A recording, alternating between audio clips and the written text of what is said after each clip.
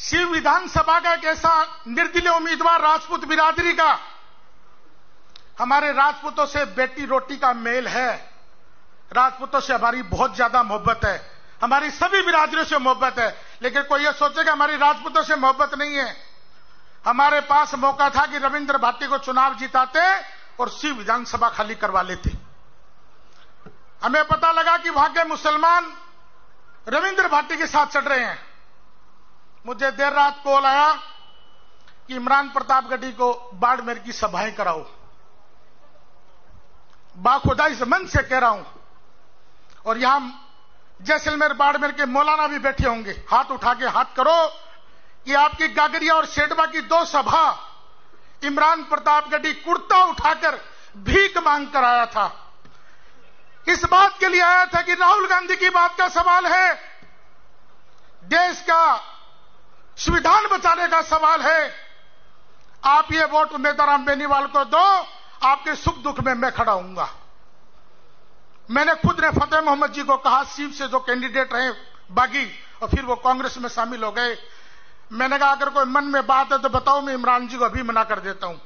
उन्होंने कहा नहीं भाई, हमने वचन दे दिया कांग्रेस को, उम्मीदवार राम को हमने वचन दे दिया कि उम्मीदवार राम आप चुनाव जीतोगे और बाड़मेर जैसलमेर का मुसलमान 100% कांग्रेस को वोट देगा। और उसका रिजल्ट यह रहा कि रविंद्र भाटी को हमने हराया, कैलाश चौधरी को हराया और उम्मीदवार राम बेनीवाल को चुनाव जिताया। वफादारी का परिणाम और क्या मांगना भाई, कितनी वफादारी करें।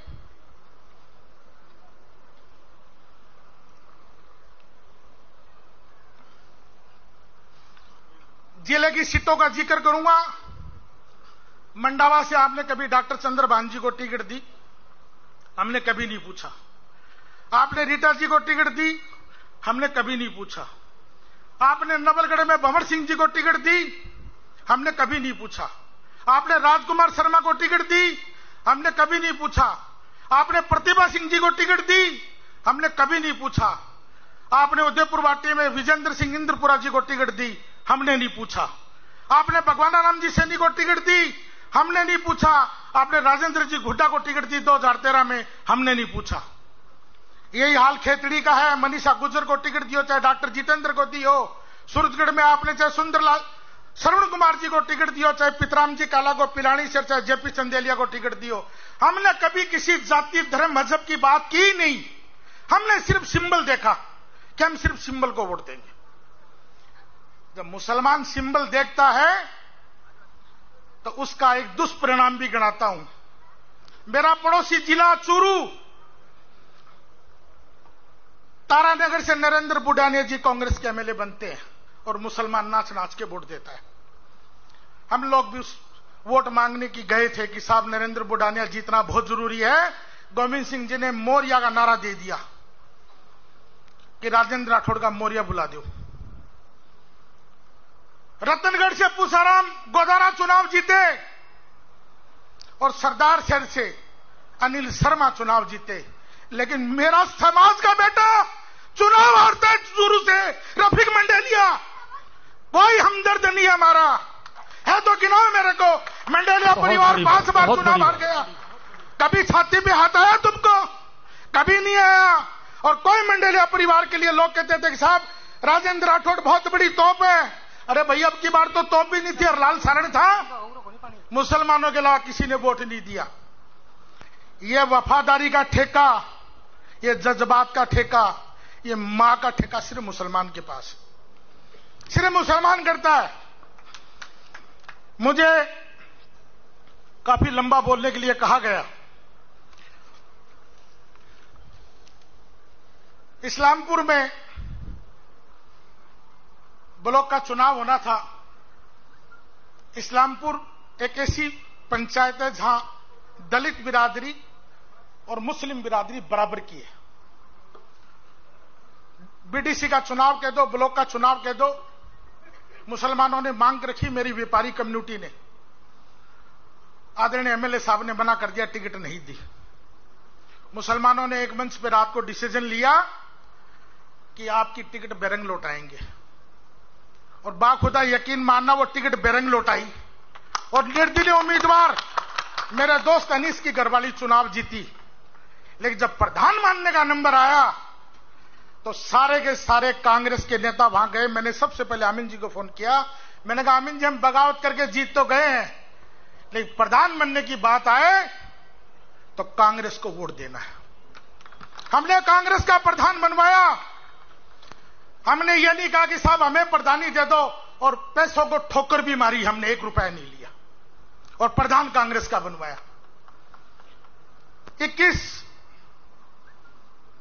जुलाई को या शायद 21 अगस्त को मुझे रैली का 21 अगस्त की रैली थी। 21 अगस्त की एक दलित बिरादरी की बड़ी रैली थी। आमिन जी सरपंच वहां के दूसरी तीसरी बार के सरपंच है, बड़ा वरिष्ठ कांग्रेसी है, लोगों के सुख दुख में काम आता है। वहां कोई नारेबाजी हो गई। उस नारेबाजी में आमिन जी का नाम लिया गया कि साहब आमिन जी ने देश विरोधी नारे लगाए हैं। मैं तुरंत बगड़ थाने में गया और बगड़ थाने से आमिन जी के घर पहुंचा। ये आमिन जी पूछ लेना, इस जिले का पहला कांग्रेसी हूं जो इनके घर गया हूं कि आमिन जी अगर तुम्हारे कोई संकट आएगा, एमडी चौधरी आपके साथ खड़ा है। मेरे बाद और भी जनप्रतिनिधि गए होंगे, लेकिन आमिन जी जिसके लिए नाचते थे वे आज तक भाभी कहेगी कौन बतलाया ना। आमिन जी गलत तो कौन कह रहे ना, हाँ तो काल नेट मत जाओ, आदमी हम कह रही हूं मत यह बात। आपको नहीं पूछा कभी कि आमिन साहब तुम जिंदा हो या मर गए, और आमिन साहब अभी तुम जिंदा मर गए, इसका रिपोर्ट तो फैसला आएगा जब होगी। एफएसएल की रिपोर्ट आई नहीं है। वो तलवार लटकी पड़ी है, और वो तलवार आप पे नहीं लटकी, झुंझुनू के मुसलमानों पे लटकी है। अगर वो राज बीजेपी का है, रिपोर्ट उल्टी सीधी आ जाएगी तो नाक आपकी अकेले की थोड़ी कटेगी, झुंझुनू जिले के मुसलमानों की कटेगी। लेकिन आपको कोई पूछने के लिए नहीं आया। लोकसभा की जब बात आई कि साहब लोकसभा की टिकट भी हमारे माननीय विधायक साहब को देंगे, हमें सबको बुला के बंद कमरे में कहा गया कि सब पुराने गिले शिकवे भूलो, एमपी साहब को एमपी बनाओ। रिजल्ट अगर कोई नहीं पढ़ता तो उसकी बेवकूफी है भाई।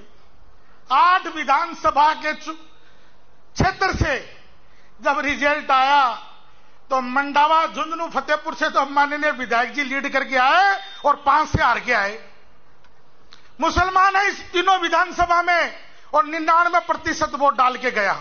एमपी साहब हमारे वोटों से बने। यह कह सकता हूं ना मैं ऐलान इस बात को, हाँ तो करो।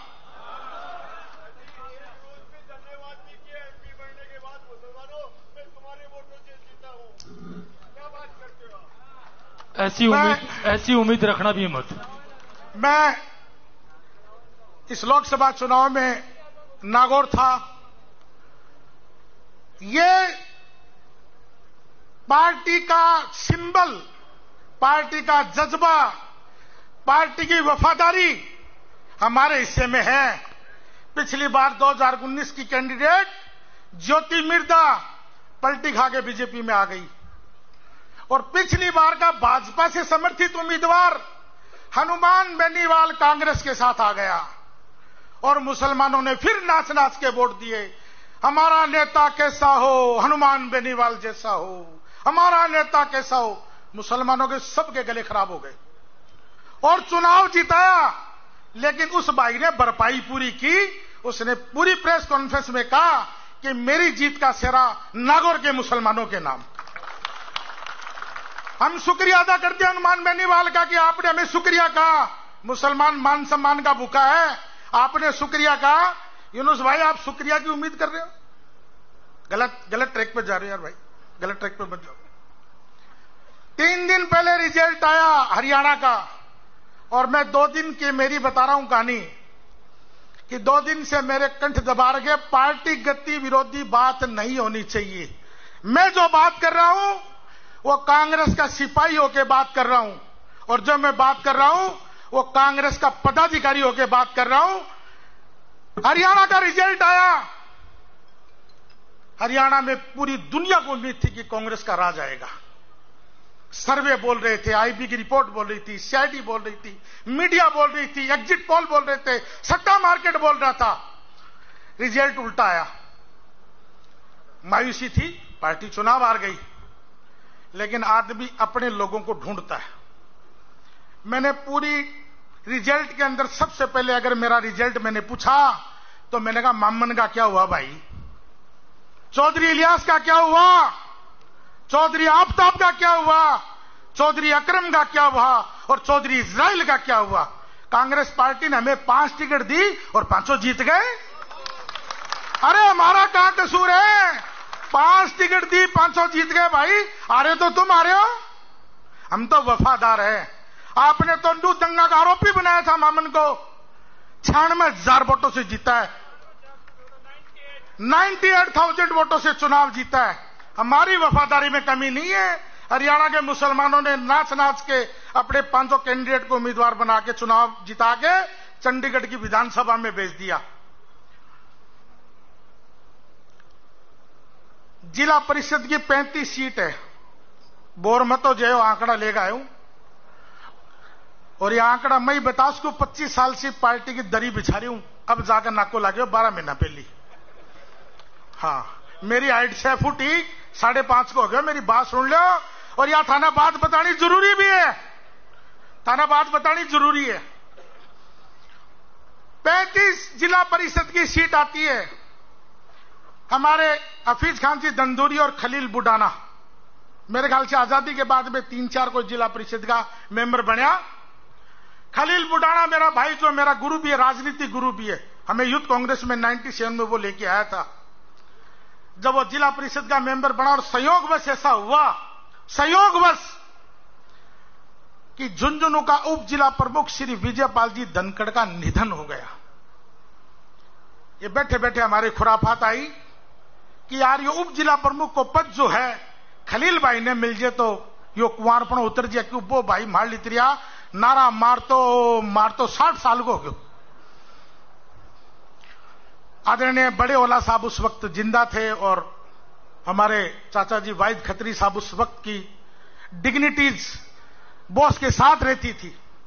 हमने बॉस को भी कहा था, मुझे याद है वो बात, कि न तो उप जिला प्रमुख बनने से कोई बड़ा काम होता, खलील भाई को बना दो।